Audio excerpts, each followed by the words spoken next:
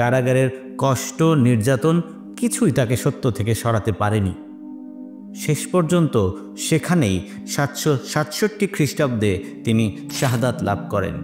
ইতিহাসে তাকে বলা হয় ইমামে আজম, অর্থাৎ মহান ইমাম।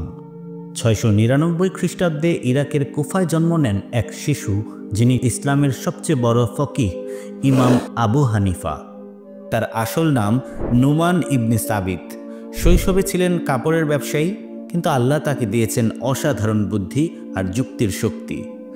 ব্যবসার পাশাপাশি তিনি ডুবে যান কোরআন, হাদিস আর ফিকহ শিক্ষায়। ইমাম হাম্মাদ ইবনে সুলাইমানের কাছে দীর্ঘ 18 বছর শিষ্যত্ব করেন। পরে তিনি নিজেই হয়ে ওঠেন শিক্ষক, আর তার দরসে আসতে লাগলো হাজারো ছাত্র। তিনি কেবল ইলম দিয়েই থেমে থাকেননি, ইসলামী ফিকহকে তিনি সাজালেন নিয়মতান্ত্রিক কাঠামোয়, যা পরবর্তীতে হানাফি মাযহাব নামে খ্যাত হয়। আজকের দিনে মুসলিম বিশ্বের এক বিশাল অংশ হানাফি মাযহাব অনুসরণ করে। আবু হানিফার জীবনের বড় একটি অধ্যায় হলো তার ন্যায়নিষ্ঠা। খলিফা আল মানসুর তাকে বিচারপতির দায়িত্ব দিতে চাইলেন, কিন্তু ইমাম বললেন, আমি এর উপযুক্ত নই। খলিফার ক্রোধে তাকে কারাগারে পাঠানো হয়। কারাগারের কষ্ট নির্যাতন কিছুই তাকে সত্য থেকে সরাতে পারেনি।